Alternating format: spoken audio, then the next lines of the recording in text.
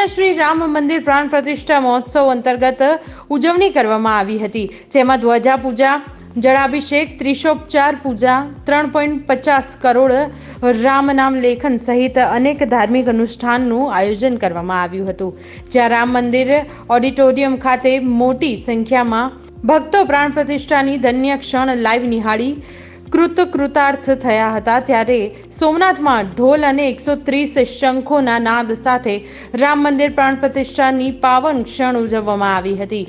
સોમનાથ શ્રી રામ મંદિર ખાતે પુરુષ સૂક્ત, હનુમાન ચાલીસાના પાઠ સાથે અન્નકૂટ અર્પણ કરી મધ્યાહન સમયે મહાઆરતી કરવામાં આવી હતી। જય સોમનાથ, જય શ્રી રામ। આજના પુણ્ય પવિત્ર દિવસે અયોધ્યા ખાતે ભગવાન શ્રી રામચંદ્રજીના બાલ સ્વરૂપની પ્રાણ પ્રતિષ્ઠા કરવામાં આવી।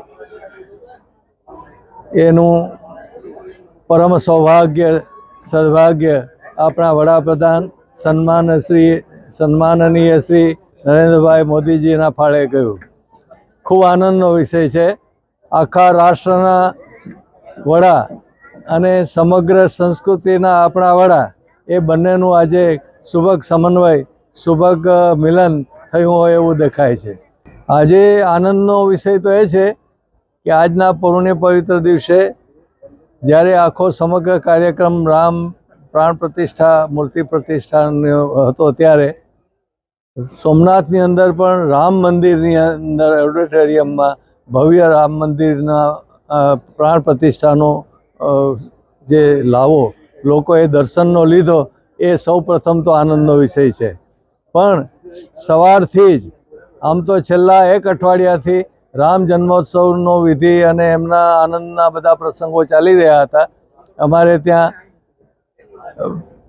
એક અઠવાડિયા પહેલાં વાલ્મીકી રામાયણના સુંદરકાંડના પાઠની શરૂઆત આજે ઓડિટોરિયમમાં અમે કરી હતી। એ 8 દિવસ પાઠ સતત ચાલુ રહ્યો।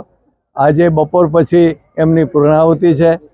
એ સાથે સાથે રામ જન્મ અને સ્થાનમાં જે બધો આખો પ્રસંગ થયો એ પ્રસંગની બુકલેટ એક તૈયાર કરી છે RSSએ, એ પણ આજે અનાવરણ થવાનું છે બપોર પછી।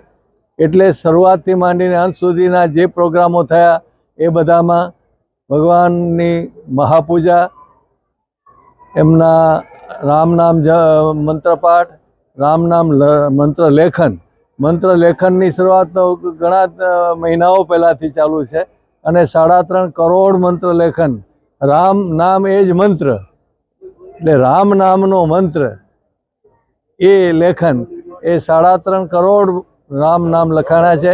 એમાં સૌ આપણે સામેલ થયા છે। અમે પણ સૌ સોમનાથ ટ્રસ્ટના બધા જ કર્મચારીઓ સામેલ થયા છે। અહીંયાના પ્રજાજનો સામેલ થયા છે, બહારથી આવનારા યાત્રિકો સામેલ થયા છે।